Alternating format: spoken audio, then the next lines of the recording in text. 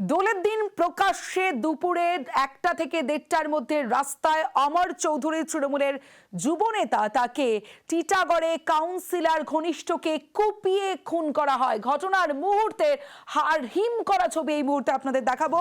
আর টিটাগড়ে এই ঘটনায় ইতিমধ্যেই গ্রেফতার করা হয়েছে দুজনকে। টিএমসিপি কর্মীকে কুপিয়ে খুনে ধৃত বাবা ছেলে। ধৃত মূল অভিযুক্ত পবন রাজভর ও তার বাবা। সরাসরি চলে যাব আমার সঙ্গে আমার প্রতিনিধি অরুণ ঘোষ রয়েছে, কথা বলবো অরুণের সঙ্গে। অরুণ, দুটো বিষয় জানতে চাইবো, যে ভাইরাল ভিডিও, যে ফুটেজ এই মুহূর্তে নন্দবোস রোডের আমরা দেখালাম আমাদের দর্শকদের, সেখানে তো পবন রাজভরের বাবাকে দেখা গেল। এখনো পর্যন্ত সিসি ক্যামেরা ফুটেজে কাদের কাদের দেখা গেছে চিহ্নিত করতে পেরেছে পুলিশ?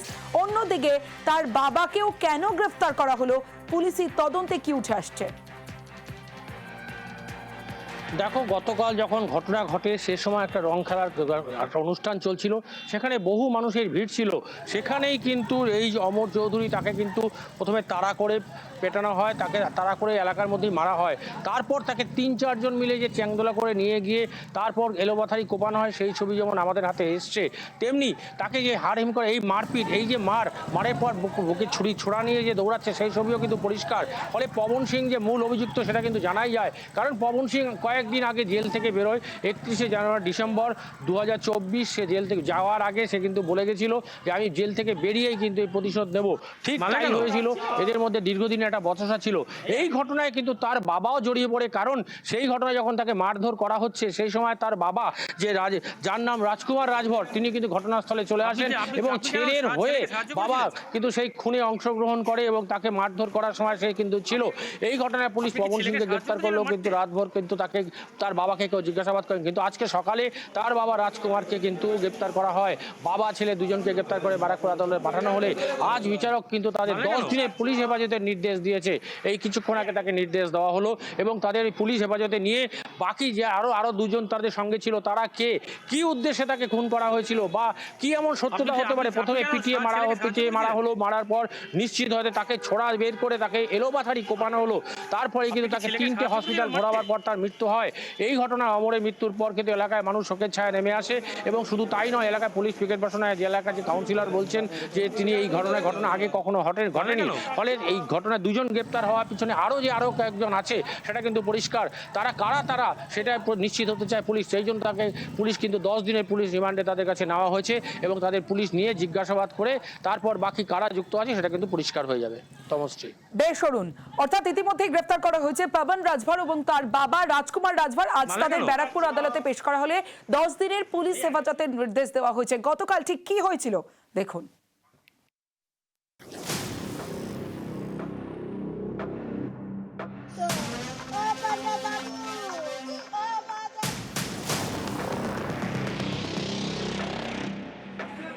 রঙের দিন, রক্তারক্তি। টিটাগড়ে টিএমসিপি কর্মীকে কুপিয়ে খুন, নিহতের নাম অমর চৌধুরী।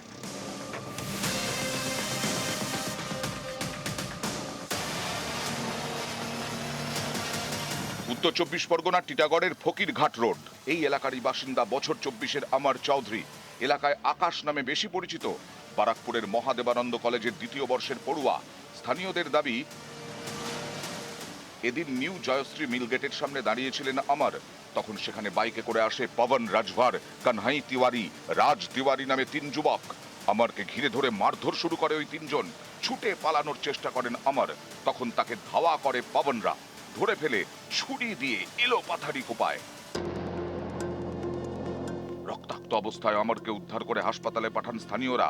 প্রথমে খড়দার বলরাম হাসপাতালে, সেখান থেকে সাগর দত্ত মেডিকেলে, তারপর আরজি করে। সেখানেই অমরকে মৃত বলে ঘোষণা করেন চিকিৎসকরা। ঝগড়া হয়েছে বলে গেছে, কি গালাগালি কেন দিয়েছিস ভাই আমাকে, এ বলতে গেছে বলে ওইখান দিয়ে ছুরি দিয়ে মেরেছে। না, ওই দিক দিয়ে আসলো বাইক নিয়ে। হ্যাঁ, 3 জন ছিল। হ্যাঁ, মার খেয়েছে, খুব মেরে দিয়েছে ওরা। আর একটা বোতল ছিল, এই এত বড় বোতলটাকে নিয়ে দৌড়লো, ওইখানে যে একটা ইট নিল আর নিয়ে দৌড়লো, ব্যস্ত তখন ওইখানে 3 জনা ধরে ওকে ফেলে দিল।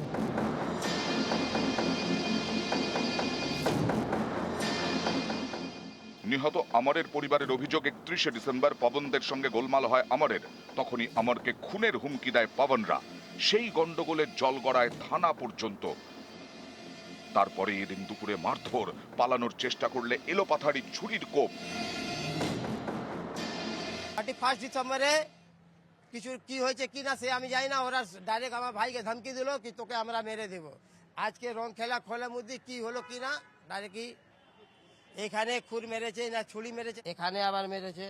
আমার ভাই তো পড়াশোনা করা ছেলে, বিকাশ সিং এর হয়ে দল করতো তৃণমূল কংগ্রেস, ছাত্র ইউনিয়ন, ছাত্র পরিষদ ইউনিয়ন করতো। রাজ তিওয়ারি, কানহাই তিওয়ারি আর পবন রাজভর, পুরো খড়দা থানাতে ওদের রেকর্ড আছে বাপ দাদার। রাজকুমার রাজভরের হুমকি দেওয়া হয়েছিল তোকে আমি মেরে দেবো।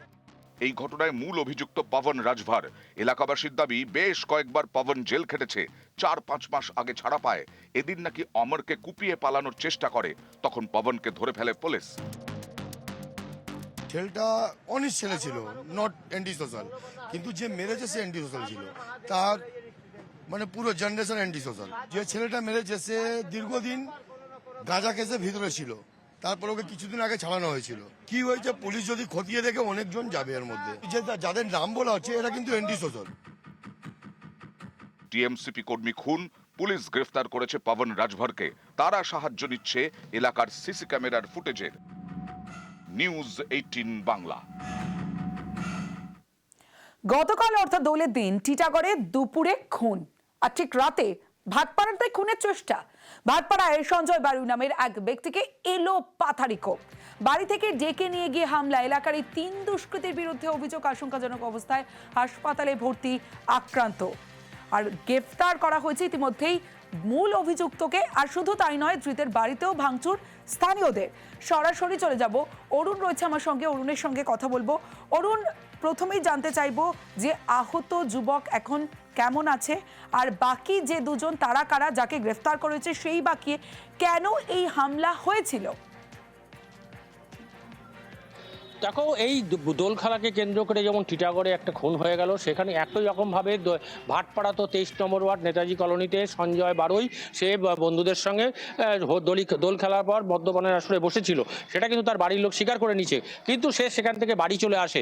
কিন্তু এলাকার যারা একদম সমাজ বিরোধী, তাদের মধ্যে সোমনাথ রায়, রাজেশ রায়, এরা সব ছিল। এরা কিন্তু ধরে 3 জনে মিলে ধরে তাকে কিন্তু বেধড়ক মারধর করে। তার মুখে চপার দিয়ে কোপানো হয় গালে। সেখানে প্রায় 30 থেকে 35টা তার সেলাই পড়েছে। সে কল্যাণী জেএনএম হসপিটালে ভর্তি আছে, তার অবস্থা এখন অনেকটাই স্থিতিশীল, সে অনেকটা ভালো আছে। কিন্তু এই ঘটনায় কিন্তু তদন্তে নেমে জগদ্দল থানা পুলিশ সাথে সাথেই কিন্তু গতকাল একজনকে গ্রেপ্তার করেছিল, তার বাকিরা কিন্তু সমস্ত পলাতক।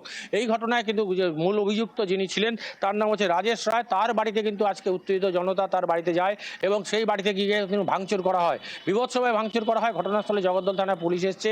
এলাকার মানুষের বক্তব্য, এই রাজেশ কিন্তু এলাকার সমাজ বিরোধী হিসাবে পরিচিত, এবং শুধু তাই নয়, এরা পাতা বিভিন্ন রকম নেশাগ্রস্ত তারা, এবং শুধু তাই নয়, সমাজ বিরোধী যত রকম কাজ আছে তারা প্রত্যেকেই করে। এদের পুলিশের কাছে অনেকদিন আগেই তাদের খবর ছিল, পুলিশ তাদেরকে একজনকে গ্রেপ্তার করতে বলো, বাকিরা কিন্তু এখনো পর্যন্ত পলাতক, তাদের খোঁজে তল্লাশি চালাচ্ছে পুলিশ। বেশ, ওই মাথার দিকে গেছে। আমি বলছি তাহলে এর সাথে কোনো ঝামেলা যেন না হয়। কিছুক্ষণ পরেই খবর হয়েছে যে তোমার ছেলেরে এরকমভাবে রাকেশ করি একটা ছেলে আর কাতলা করে একটা ছেলে, 2 জনে মিলে ছেলেটার কোপাচ্ছে। হাসপাতালে গেছি, গোলঘর হাসপাতালে যাইয়ে দেখতেছি কি এই জায়গা দিয়ে যেরকমভাবে সেলাই দিচ্ছে স্যার, দেখার মতন না। এখন যারা কোপাইছে তাদের আমি সাজা চাই।